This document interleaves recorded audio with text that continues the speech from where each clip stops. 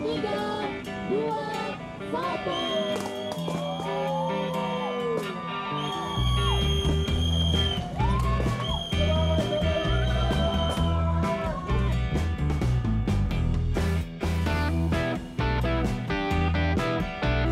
Oke, pertama-tama kita perjelas dulu apa itu FOMO kalau berdasarkan teori dan riset psikologi.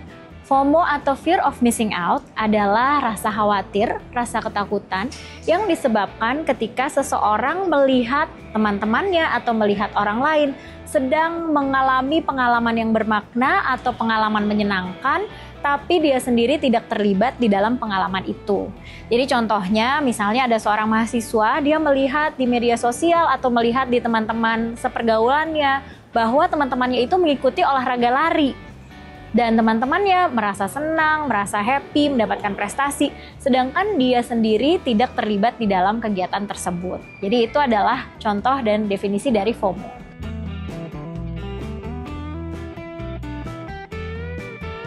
Jadi kalau kita melihat olahraga lari ini seperti tadi mungkin sudah kita diskusikan ya, ada tren peningkatan olahraga lari. Kita ambil contoh tren mengenai lomba lari atau race yang terjadi di dalam 10 tahun terakhir. Ternyata kalau kita melihat berapa sih orang yang ikut olahraga lari dalam bentuk ikut race, dan ambil satu contoh event yang rasanya baru saja selesai, yaitu Jakarta International Marathon. Ternyata kalau dilihat 10 tahun yang lalu, di tahun 2015, itu yang ikut sekitar 15.000 pelari. Tapi di 2025 ternyata yang ikut adalah sekitar 30.000 pelari.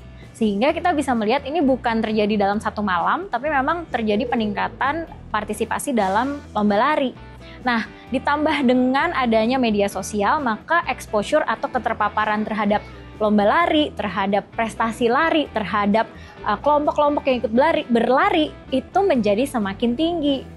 Nah, akibatnya seseorang yang sekarang di tahun 2025 belum pernah ikut lari, dia bisa saja tuh merasa, kok semua orang ikut lari ya, teman-teman baik saya mungkin dari geng berlima, 3 orang udah lari. Ini saya termasuk 2 terakhir nih yang gak ikut berlari. Kira-kira kenapa ya saya kok gak menjadi bagian dalam kelompok itu? Kok kayaknya mereka ikut kegiatan yang menyenangkan, kenapa ya saya kok tidak terlibat? Jadi kira-kira rasanya seperti itu. Dan FOMO ini juga disebabkan dan berkaitan dengan kebutuhan dasar manusia, yaitu kebutuhan dasar untuk menjadi bagian dari suatu kelompok. Jadi bisa dibayangkan ya, kalau misalnya orang-orang terdekat kita lari, sedangkan kita sendiri tidak lari, maka bisa ada rasa kecemasan yang membuat kita merasa tertinggal dan menjadi kurang terlibat, kurang menjadi bagian dari suatu kelompok.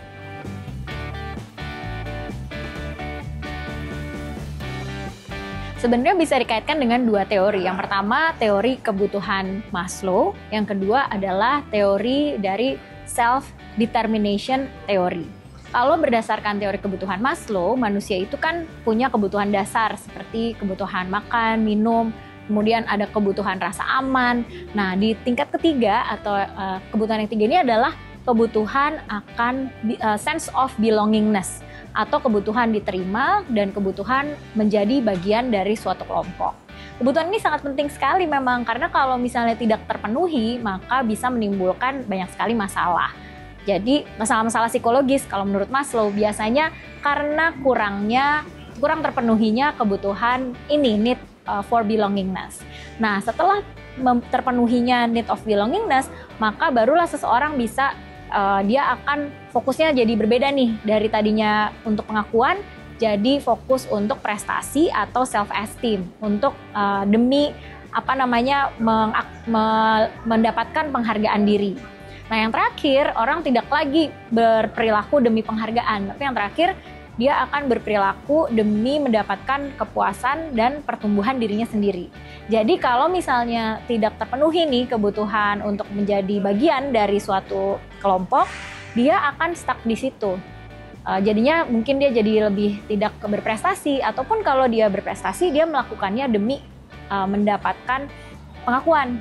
Akibatnya apa? Akibatnya ketika dia berusaha misalnya berlari, ini dilakukannya dengan pressure. Bukan berlari karena senang, Bukan berlari karena sehat, tapi berlari karena pressure. Kalau tidak lari, nanti dia tidak diterima. Nah, sejalan dengan teori itu, teori self-determination juga mengatakan bahwa dalam menjelaskan kenapa orang berperilaku atau memiliki motivasi dari dalam untuk berperilaku, itu ada 3 kebutuhan sebetulnya yang sedang berusaha dipenuhi. Yaitu kebutuhan relatedness, mirip dengan sense of belonging, jadi kebutuhan untuk menjadi bagian dari suatu kelompok, kebutuhan akan competence atau bisa menguasai suatu hal, dan yang terakhir adalah kebutuhan otonomi, jadi kebutuhan untuk bebas memilih apa yang dia ingin lakukan dan apa yang ingin ditekuni. Nah, terkait dengan olahraga lari, kalau misalnya hanya sebatas dengan FOMO, hanya demi untuk diterima pada lingkungan, pada akhirnya orang ini akan menjadi tertekan karena dia melakukannya bukan karena 100% pilihan pribadi, bukan karena dia menguasai atau dia suka dengan olahraga ini, tapi hanya karena demi diterima oleh sosial.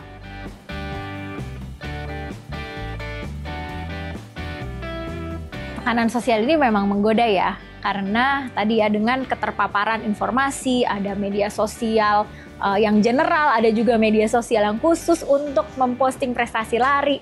Ini bisa menjadi tekanan sosial tertentu yang membuat orang tuh berpikir, oh berarti lari itu adalah olahraga yang keren. Oh berarti teman-teman saya suka berlari. Oh berarti kalau saya nggak lari, apa saya kurang keren? Kalau saya nggak lari, apa saya kurang menjadi bagian dari kelompok? Itu kan jebakannya. Nah, bagaimana membedakan kalau misalnya kita lari demi motivasi internal versus lari karena tekanan sosial? Yang pertama yang bisa direfleksikan adalah kalau tidak usah posting di aplikasi Strava ataupun Instagram, apakah kita akan tetap berlari? Kalau jawabannya iya, maka kemungkinan itu adalah motivasi internal.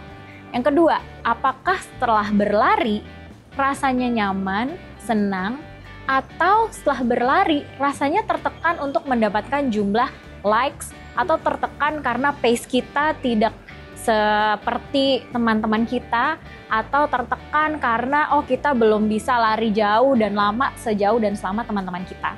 Kalau jawabannya adalah kita merasa tertekan, berarti ini masih FOMO.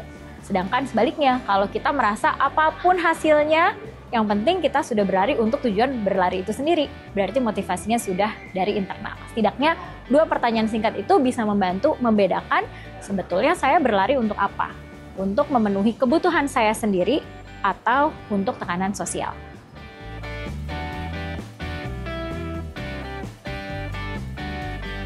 Menurut saya, tekanan sosial ini bisa terasa lebih besar, terutama pada orang-orang yang memang sudah memiliki permasalahan kurang percaya diri atau dia sendiri kurang yakin dengan kemampuannya, kurang yakin dengan keputusan-keputusannya, sehingga dia tadi ya masih merasa perlu untuk masuk ke standar yang ditentukan oleh sosial. Jadi satu itu. Kemudian yang kedua, ini menjadi tantangan yang lebih tinggi pada orang-orang yang memang lebih cenderung membandingkan dirinya dengan orang lain yang lebih tinggi. Jadi ada di dalam psikologi itu ada teori tentang social comparison atau kita membandingkan diri dengan orang lain. Ini sebetulnya diperlukan, akan tetapi ada kecenderungan di mana seseorang lebih sering membandingkan diri dengan orang-orang yang berada di atasnya. Jadi kurang seimbang melihat antara apa yang di atas dengan apa yang ada di bawahnya. Nah, pada orang-orang dengan karakteristik seperti ini, maka akan lebih rentan terhadap efek dari media sosial. Kemudian, ketika seseorang mau menentukan perilakunya, memang aspek perceived social norm atau norma sosial ini pasti menjadi salah satu bahan pertimbangan. Ini ada di teori planned behavior atau teori tentang perilaku terencana. Contoh misalnya mengikuti race.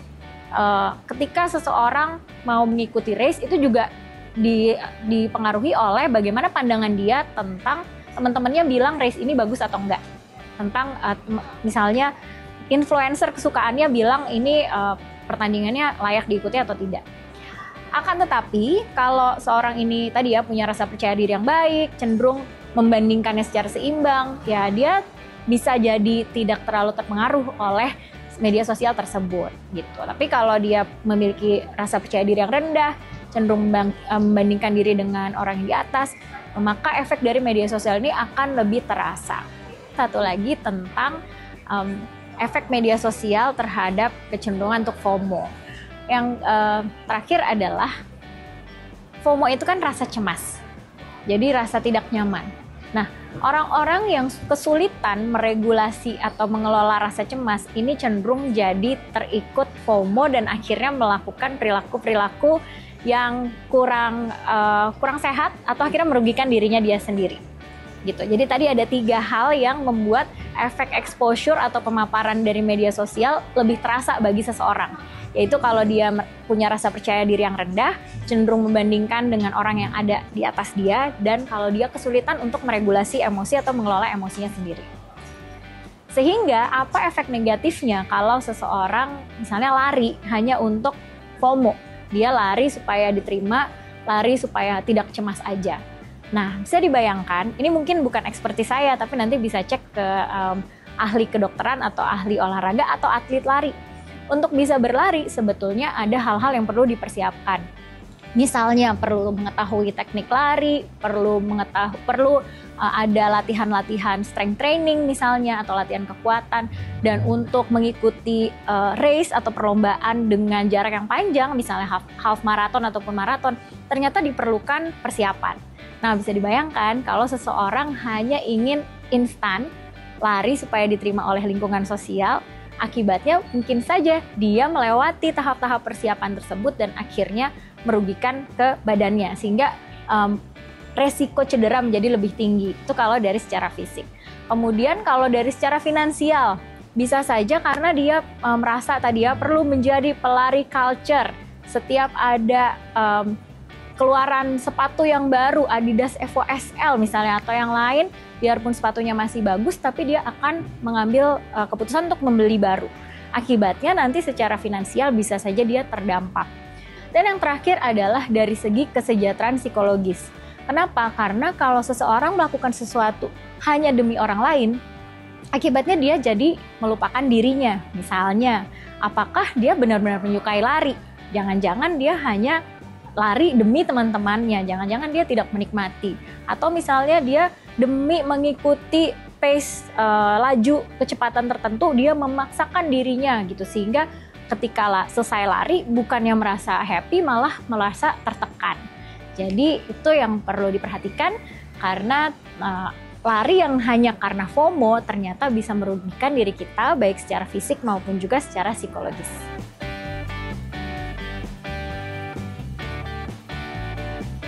Oke, kalau misalnya kita sadar sekarang bahwa kita larinya karena FOMO, ada baiknya kita jadi begini, efek baiknya adalah efek yang tanda kutip sementara. Setidaknya ketika kita FOMO, kita terekspos terhadap olahraga tersebut.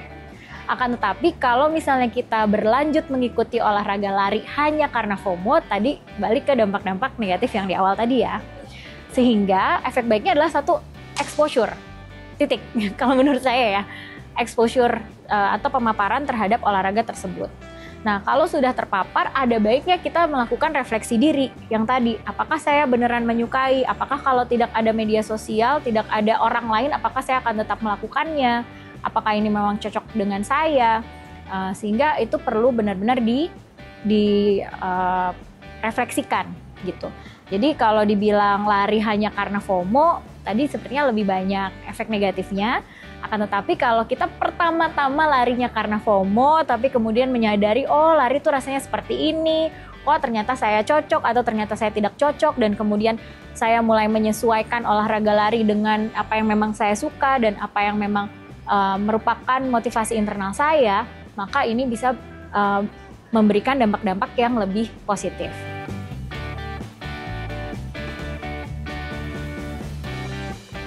Dalam kita berniat, dalam kita berperilaku, misalnya dalam hal ini niat untuk lari dan perilaku untuk lari serta mengikuti lomba lari, sebetulnya ada setidaknya 3 hal yang berperan. Yang pertama, sikap kita terhadap kegiatan tersebut, apakah kita suka atau tidak suka dengan kegiatan tersebut. Yang kedua, ada persepsi tentang norma sosial. Nah, ini tekanan sosial, misalnya menurut teman-teman kita kegiatan ini bagus atau enggak, menurut orang tua kita atau menurut influencer kegiatan ini bagus atau enggak. Dan yang ketiga adalah persepsi tentang sejauh mana kita bisa mengontrol diri kita untuk melakukan kegiatan itu. Jadi tekanan sosial itu berasalnya dari faktor nomor 2, persepsi kita tentang norma sosial. Apa yang kata orang bagus, apa lari yang bagus menurut orang. Nah, jangan lupa untuk mengingat keduanya. Refleksikan ke diri kita sendiri, apakah kita suka dengan kegiatan tersebut. Mungkin kita memang perlu coba sih supaya tahu suka atau tidak suka. Tapi kita coba dulu dan cek, refleksikan suka atau tidak suka. Kedua, refleksikan apakah ini sesuai dengan kemampuan saya. Jadi kalau misalnya ada baju culture banget tapi mahal dan belum sesuai sama kemampuan kita, ya tidak perlu diikuti secara otomatis. Dan yang ketiga, fokuslah pada motivasi internal, yaitu motivasi atau tujuan-tujuan kita sendiri yang ingin kita dapatkan dari olahraga lari atau olahraga apapun itu. Jadi jangan lupa ya untuk cek apakah kita suka atau tidak suka dengan olahraga ini, apakah sesuai dengan nilai pribadi kita. Cek apakah kita mampu melakukannya, mampu mengikuti tren ini, dan cek juga apa goal kita yang ingin kita capai tanpa harus posting di sosial media. Ada satu lagi deh, yang keempat, kurangi exposure atau pemaparan terhadap media sosial kalau kita sadar bahwa kita sudah terlalu FOMO. Jadi ingat 4 hal tadi, apa? Masih ingat nggak? Yang pertama adalah cek apakah kita suka dan sesuai dengan nilai kita. Yang kedua, cek kemampuan kita. Yang ketiga, miliki goal pribadi dan motivasi intrinsik. Dan yang keempat, kurangi exposure terhadap media sosial kalau kita sudah terlalu FOMO.